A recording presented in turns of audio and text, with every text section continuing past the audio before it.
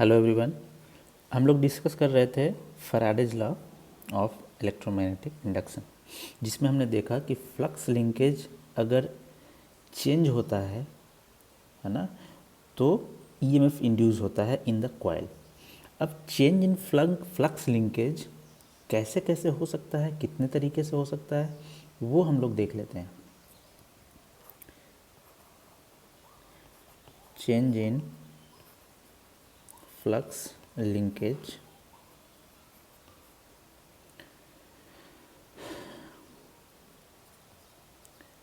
can be in many ways। कई तरीके से हो सकता है चेंज इन फ्लक्स लिंकेज।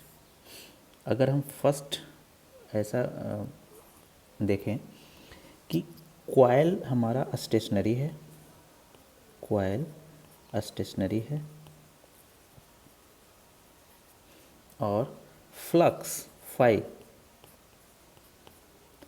ये चेंज कर रहा है with time.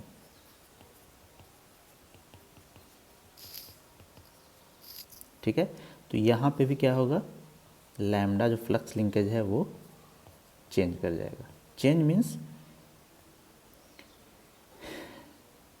Changes with time. ठीक है, यहाँ पे लैम्डा फ्लक्स लिंकेज है, ये चेंज करने लगेगा। सेकेंड वन और क्या हो सकता है, कॉइल अगर मूव करे, है ना, move in space linking different value of flux with time। Time के साथ कॉइल जब मूव करे तो फ्लक्स लिंकेज जो बन रहा है उससे वो चेंज करे, है ना। ऐसा भी हो सकता है जैसे पिछला केस में हमने देखा, अगर हम ये स्टेशनरी है, फ्लक्स लाइन्स ऐसे स्टेशनरी है और ये जो कॉइल है इसको हम मूव करें सपोज इस डायरेक्शन में, तो क्या होगा, ये पूरा का पूरा कॉइल सपोज ऐसे हो गया, है ना, इस तरह से हो गया, तो फ्लक्स जो है वो चेंज कर जाएगा, क्योंकि ये वाला जो फ्लक्स लाइन्स है ये तो अब लिंक कर नहीं रहा है इस कॉइल से, है ना। ये ऊपर वाला जो फ्लक्स लाइन्स है वो इस कॉइल से जो नया पोजीशन है कॉइल का, इसे लिंक नहीं करेगा। तो जब लिंक नहीं करेगा तो फ्लक्स लिंकेज चेंज हो जाएगा। और अगर ये चेंज अपना पोजीशन चेंज कर ले इस तरह से, तो क्या हो गया, दो फ्लक्स लाइंस बाहर हो गए, है ना। तो बाकी दो ही फ्लक्स लाइंस जो अंदर रहेगा और वही फ्लक्स लाइंस उसको लिंक करेगा। तो फ्लक्स लिंकेज यहाँ पे इस तरह से भी चेंज हो रहा है ना। कॉइल को आप मूव करा रहे हैं और फ्लक्स ये क्या है, ये है constant and not changing with time. ये टाइम के साथ चेंज नहीं हो रहा है। तो ऐसे केस में भी हम क्या कहेंगे, इस केस में भी लैम्डा क्या है, वो चेंजेस विथ टाइम। टाइम के साथ ये भी चेंज करेगा। ये भी कंडीशन रहेगा कि फ्लक्स लिंकेज चेंज हो रहा है, और जब तक फ्लक्स लिंकेज चेंज होगा तब तक ईएमएफ इंड्यूस होगा। फ्लक्स लिंकेज चेंज नहीं होगा तो ईएमएफ इंड्यूस नहीं होगा। Third case is both first and second case takes place simultaneously।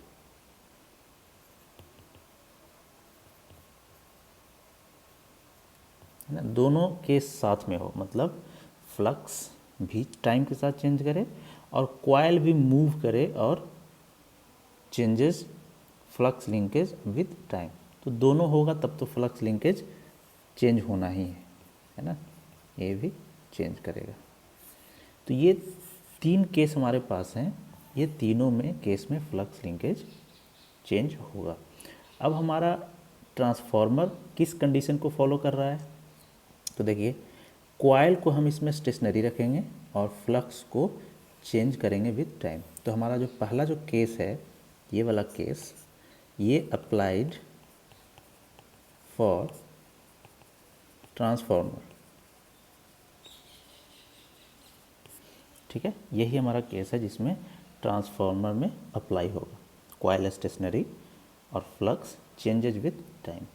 तो ये तो था हमारा फैराडेज लॉ। इसके बाद जो सेकंड इम्पॉर्टेंट लॉ होता है ना, वो इसमें यूज करते हैं हम लोग लेंज लॉ। लेंज लॉ, ये दोनों लॉ आप पढ़े होंगे, है ना। तो पहले देखते हैं लेंज लॉ कहता क्या है। It states that the direction of induced EMF in the coil is such that if the coil ends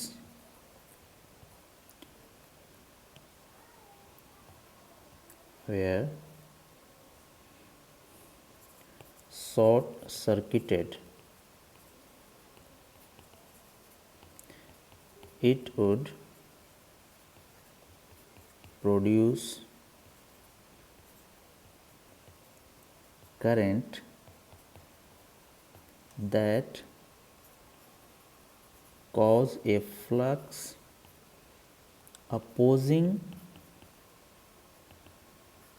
the original flux, ठीक है। अब देखिए है क्या, बेसिकली ये कह रहा है कि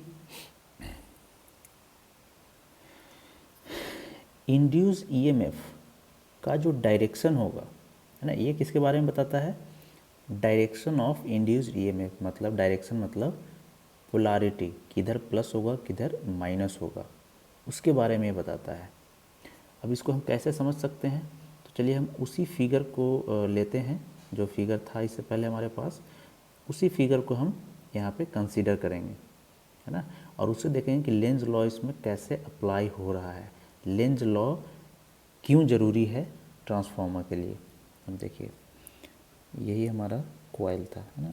सपोज मैं एक ही बना रहा हूँ टर्न, है ना, एक ही टर्न को मैं बना रहा हूँ।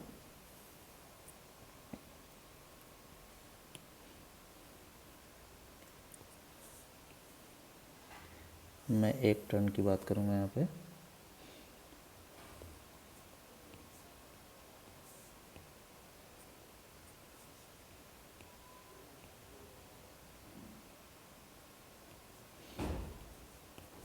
चलिए ये हमारा एक टर्न है, ठीक है। फ्लक्स जो हमारे पास है वो ऐसे यहाँ पे फ्लक्स इस तरह से है यहाँ पे, और वो चेंज हो रहा है ना टाइम के साथ, वेरिएबल है, फ्लक्स चेंज हो रहा है। कॉइल हमारा स्टेशनरी है सपोज, ठीक है, कॉइल स्टेशनरी है, ऐसे फ्लक्स लाइंस बाहर ऐसे जा रहे हैं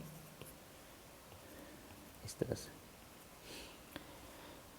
अब अकॉर्डिंग टू फैराडेज लॉ ये बताएगा कि इसके टर्मिनल पे, ये जो हमारा टर्मिनल है ना, ये टर्मिनल, इस टर्मिनल पे वोल्टेज इंड्यूस होगा, लेकिन वोल्टेज इंड्यूस्ड होने का पोलैरिटी क्या होगा, डायरेक्शन ऑफ इंड्यूस्ड ईएमएफ क्या होगा, वो बताएगा लेंज लॉ। अब अकॉर्डिंग टू लेंज लॉ ये कहता है कि अगर आप इसके टर्मिनल को शॉर्ट कर दें, है ना, अब शॉर्ट करें या किसी रजिस्टर से ऐसे कनेक्ट कर दें, एक ही बात हम समझेंगे। तो अगर इसको शॉर्ट करते हैं और ईएमएफ इंड्यूस हो रहा है ना, इस टर्मिनल पे जो मैंने यहाँ पे रेड से दिखाया है, इस टर्मिनल पे ईएमएफ इंड्यूस हो रहा है, तो ऑफ कोर्स इसमें इस कॉइल में करंट फ्लो करना चाहिए, है ना, कॉइल में करंट फ्लो करना चाहिए क्योंकि इसको क्लोज पाथ हमने दे दिया। तो करंट का डायरेक्शन क्या होगा, वो लेंज लॉ के अकॉर्डिंग होगा। करंट उस डायरेक्शन में फ्लो करेगा जो जिसके कारण जो फ्लक्स बनेगा वो opposing the original flux. Original flux ये है, इसको अपोज करता हुआ एक फ्लक्स बनना चाहिए उस करंट की वजह से जो इसमें फ्लो करेगा। अब देखिए कैसा आप करंट बनाएंगे इसमें जिससे कि फ्लक्स का डायरेक्शन इस तरह हो जाए, इस तरफ से, है ना। फ्लक्स का डायरेक्शन ऐसे होने लगे। कैसे बनाएंगे आप? ऑफ कोर्स करंट जो है आप cross right hand cross rule से भी देखें कि अगर करंट इसमें इस तरह से फ्लो करे, ऐसे, है ना, इस तरह से, तो कैसा हमें बनेगा फ्लक्स? इसके कारण जो फ्लक्स बनेगा वो इसके अपोजिट डायरेक्शन में बनेगा, है ना। तो यही लेंज लॉ बताता है कि इसमें अगर आप इसको शॉर्ट कर दें, coil ends were short circuited, it would produce current that causes a flux opposing the original flux। इसका मतलब है कि इसमें करंट इस डायरेक्शन में फ्लो करेगा, ठीक है, ऐसे ऐसे फ्लो करना चाहिए। तो ऐसे करंट फ्लो करने के लिए क्या होना चाहिए? प्लस यहाँ पे होना चाहिए और माइनस यहाँ पे होना चाहिए। ऐसा होगा तभी इस शॉर्ट सर्किट वाले पाथ में करंट ऐसे से ऐसे फ्लो करेगा, है ना। यहाँ पे तो ये वोल्टेज इंड्यूस करके देगा, वोल्टेज जनरेट करके देगा। अब वोल्टेज का टर्मिनल ऐसा होना चाहिए कि करंट इसमें ऐसे जाएगा। यही होता है ना करंट, पॉजिटिव टर्मिनल से करंट बाहर निकलता है ऐसे और नेगेटिव पे इंटर करता है। तो ये पोलैरिटी होना चाहिए आपके इंड्यूस्ड ईएमएफ का, ये बताता है लेंज लॉ। तो अब इन्हीं दोनों रूल को, है ना, after combining Faraday's law and Lenz law, ठीक है, हम लोग कह सकते हैं कि इंड्यूस्ड ईएमएफ जो अब होगा, इंड्यूस्ड ईएमएफ वो कैसा होगा? E इक्वल टू प्लस या minus N d phi by d t, ठीक है। इसके आगे साइन प्लस या minus N d phi by d t होगा। अब प्लस माइनस डिपेंड करेगा किस पे? कि कॉइल किस तरह से बनाया गया है, कॉइल को किस तरह से लपेटा गया है, रैप किया गया है, उसका क्या रैप करने का तरीका है, ठीक है। उसके अकॉर्डिंग आपका इंड्यूस्ड ईएमएफ का पोलैरिटी डिपेंड करेगा, ठीक है। अब जैसे फॉर एग्जांपल सपोज ये एक कोर है ना। कोर का मतलब हम समझेंगे अभी। ट्रांसफार्मर में कोर की ज़रूरत पड़ती है, ठीक है। कोर जो फेरोमैग्नेटिक मटेरियल का बना होता है। अब इतना डीप में आपको तो नहीं पढ़ना है कि फेरोमैग्नेटिक मटेरियल क्या होता है, उसका बेसिक क्या है। आपको बस याद रखना है कि ये फेरोमैग्नेटिक मटेरियल का बना होता है कोर, ठीक है। अब देखिए हमने सिर्फ एक पार्ट बनाया है ना, एक कोर का एक पार्ट ऐसे बनाया है। ये कंप्लीट कोर होता है, ठीक है, कंप्लीट कोर। अब अगर आप कंप्लीट कोर बनाना चाहें तो आप इस तरह से बना सकते हैं। ये हमारा कंप्लीट कोर ऐसे,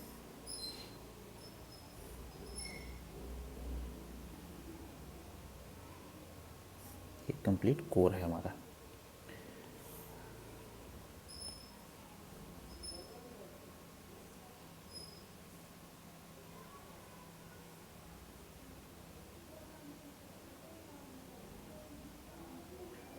ठीक है, ये कोर है सपोज। अब इस कोर पे हम क्या करते हैं? वाइंडिंग करते हैं, ठीक है। कॉइल बनाने का मतलब, जैसे यहाँ पे मैंने ये जो कॉइल बनाया है, ये कॉइल, ये तो हमने समझाने के लिए बनाया है कि इस तरह का कॉइल एक हम ले रहे हैं। एक्चुअल में ट्रांसफार्मर के पॉइंट ऑफ व्यू से देखें तो कॉइल हम इस कोर पे बनाते हैं, ठीक है। ये आपका कोर है और उस पर हम ऐसे कॉइल को लपेट रहे हैं। ठीक है, लपेटने का तरीका देखिएगा, ये हम इस तरह से कॉइल को लपेटे हैं, है ना, ये कॉइल हमने लपेट दिया। और सपोज यहाँ पे हम एक ऐसे रजिस्टर कनेक्ट कर दिए आर। ठीक है, अब एक सेम उसी तरह का एक कोर लिए और उस पर हमने इस तरह से लपेटा है कॉइल को। देखिएगा ध्यान से, कॉइल को हमने इस तरह से लपेटा है।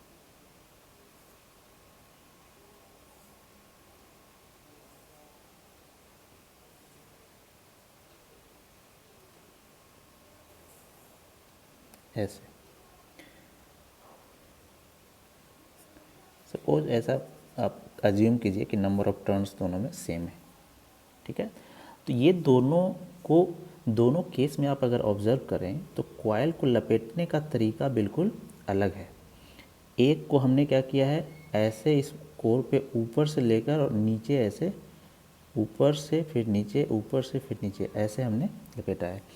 इस केस में क्या किए हैं, नीचे से हम लाए हैं और उसको ऊपर किए हैं, नीचे से ऊपर, नीचे से ऊपर, मतलब दोनों का जो लपेटने का तरीका है वो उल्टा है। एक को हम एंटी क्लॉकवाइज में लपेट रहे हैं ना, इसको हम एंटी क्लॉकवाइज में लपेट रहे हैं और इसको हम क्लॉकवाइज में लपेट रहे हैं। ठीक है, तो ऐसा आप समझ सकते हैं कि एक को जिस डायरेक्शन में लपेटते हैं उसके उल्टे डायरेक्शन में दूसरे को लपेटे हुए हैं हम। ठीक है, अब सपोज कीजिए कि करंट फ्लो कर रहा है ना, करंट इसमें, सॉरी, फ्लक्स इसमें बना हुआ है, फ्लक्स मिल रहा है। जैसे ये एक्सटर्नल फ्लक्स हमने बनाया है यहाँ पे, ये देखिए, ये जो फ्लक्स हमने बनाया है, हम इसी फ्लक्स की बात कर रहे हैं। ये सपोज ये फ्लक्स इसमें इस तरह से इस डायरेक्शन में बना हुआ है, इस कोर में। जनरली आपको हम अभी बताते हैं कि फ्लक्स जो है वो कोर में ही बना होता है ना। हम कोर इसीलिए यूज करते हैं कि फ्लक्स ज़्यादा से ज़्यादा इस कोर में मिले हमें। तो अब अगर हम फ्लक्स की बात करें तो सपोज फ्लक्स इस तरह से इस कोर में है, ऐसे इस कोर में फ्लक्स इस तरह से है, ऐसे। ठीक है, और फ्लक्स का जो डायरेक्शन है, चलिए इसमें भी बना दें, ये है, इस तरह से कोर में फ्लक्स बना हुआ है। अब फ्लक्स का जो डायरेक्शन है वो इस तरह से है, ऊपर से नीचे कॉइल के पास। ठीक है ना, कॉइल के पास, ऊपर से नीचे। तो अब आपको बताना है अकॉर्डिंग टू फैराडेज लॉ, है ना, ये जो फ्लक्स है यहाँ पे, ये जो फ्लक्स है फाई फ्लक्स है, ये कैसा है, changing with time.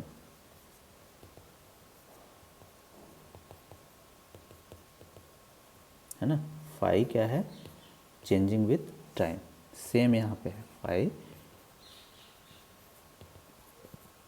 Changing with time, time के साथ चेंज कर रहा है, मतलब जैसे साइनसॉइडल होता है ना, phi m sine omega t, जैसे वोल्टेज को लिखते थे V m sine omega t, उसी तरह से फ्लक्स को भी हम phi m sine omega t लिख सकते हैं। तो ये टाइम के साथ देखिए वेरी कर रहा है ना। तो जैसे ही वेरी करेगा तो क्या होगा, इस कॉइल में, ये जो कॉइल यहाँ पे लपेटा है आपने, इस कॉइल में ईएमएफ इंड्यूस होगा। अब आपको बताना है कि ईएमएफ इंड्यूस तो होगा, है ना, उसका वैल्यू आपको पता है। ठीक है, वैल्यू पता है, हमको यहाँ पे क्या चेक करना है, डायरेक्शन, कि डायरेक्शन किधर होगा। तो बताइए, हमने अकॉर्डिंग टू लेंज लॉ देखा कि ये जो कॉइल है, इस कॉइल में इंड्यूस्ड ईएमएफ उसी डायरेक्शन में होगा जिस इंड्यूस्ड ईएमएफ की वजह से जो करंट फ्लो करे इस कॉइल में, वो इस मेन फ्लक्स को अपोज करे। यही सिंपल सा है, मेन फ्लक्स को अपोज करना चाहिए, ऐसा करंट इस कॉइल में फ्लो करेगा अकॉर्डिंग टू लेंज लॉ। तो बताइए, मेन कॉइल को, मेन फ्लक्स को अपोज करना है, इसका मतलब है कि फ्लक्स का डायरेक्शन कैसा होना चाहिए, ऊपर की तरफ, है ना, ऊपर की तरफ फ्लक्स बनना चाहिए। अब ऊपर की तरफ फ्लक्स कब बनेगा, जब इसमें करंट जो है वो इस डायरेक्शन में फ्लो करेगा। करंट का डायरेक्शन कैसा होना चाहिए, इस तरह से, ठीक है। इस डायरेक्शन में करंट अगर फ्लो करेगा तो फ्लक्स इसमें ऊपर की तरफ बनेगा। अगर फ्लक्स दिखाएं आप तो आप कह सकते हैं कि इसमें जो फ्लक्स बनेगा इसकी वजह से वो बिल्कुल ऊपर की तरफ बनेगा, ऐसे, है ना, इस तरह से फ्लक्स बनेगा। इस फ्लक्स का डायरेक्शन क्या होगा, ऊपर की तरफ, ऐसे ऐसे। देखिए अपोज कर रहा है, मेन फ्लक्स को अपोज कर रहा है ना, तो ऐसा फ्लक्स अपोजिंग बनना चाहिए। तो अगर करंट इसमें आप कह रहे हैं कि इस पे इंटर करे और ऐसे होकर करंट बाहर निकले, यही मतलब हुआ ना, इसी तरह का होना चाहिए। इसका मतलब है कि इस कॉइल में करंट कैसे जाना चाहिए, नीचे से ऊपर। अगर रजिस्टर यहाँ पे दिखाए हैं हम, तो इस रजिस्टर में करंट कैसा होना चाहिए, नीचे से ऊपर। और नीचे से ऊपर तभी होगा जब पोलैरिटी कैसा हो, यहाँ पे प्लस और यहाँ पे माइनस। तो ऐसा ईएमएफ बनना चाहिए। प्लस डायरेक्शन में हम एरो ले लेते हैं दिखाने के लिए, तो ऐसा ईएमएफ इंड्यूस होना चाहिए। सिमिलरली अगर नीचे वाले केस में देखें तो फ्लक्स नीचे की तरफ आ रहा है ना, यहाँ भी, तो यहाँ भी क्या बनना चाहिए, ऊपर की तरफ फ्लक्स बनना चाहिए। उस तरह से ईएमएफ इंड्यूस होगा इसमें। तो बताइए ऊपर की तरफ कब बनेगा, जब करंट इसमें इस डायरेक्शन में जाएगा, है ना।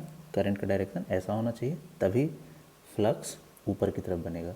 अब इस तरह से होने का मतलब क्या है, मतलब ये हुआ कि यहाँ से ऐसे करंट जाएगा, है ना, और यहाँ से ऐसे होकर लौट कर अब वापस ऐसे आना चाहिए। मतलब इस रजिस्टर में करंट नीचे की तरफ जाना चाहिए। और नीचे कब जाएगा, जब यहाँ पे प्लस और यहाँ पे माइनस होगा। ऐसा होना चाहिए ईएमएफ। अब समझ गए होंगे आप लोग कि लेंज लॉ में जो पोलैरिटी बताया है वो डिपेंड करेगा कि किस तरह से आप लपेट रहे हैं वाइंडिंग को, ठीक है, क्लियर। तो इस तरह से आप फाइंड आउट करेंगे इंड्यूस्ड ईएमएफ का वैल्यू एंड इंड्यूस्ड ईएमएफ का डायरेक्शन और पोलैरिटी, ठीक है। तो ये दो जो रूल है वो काफ़ी इम्पोर्टेंट है किसी भी मशीन के लिए, है ना। तो यहाँ के बाद हम लोग अगले लेक्चर में स्टार्ट करेंगे सिंगल फेज ट्रांसफार्मर को, ठीक है। Thank you.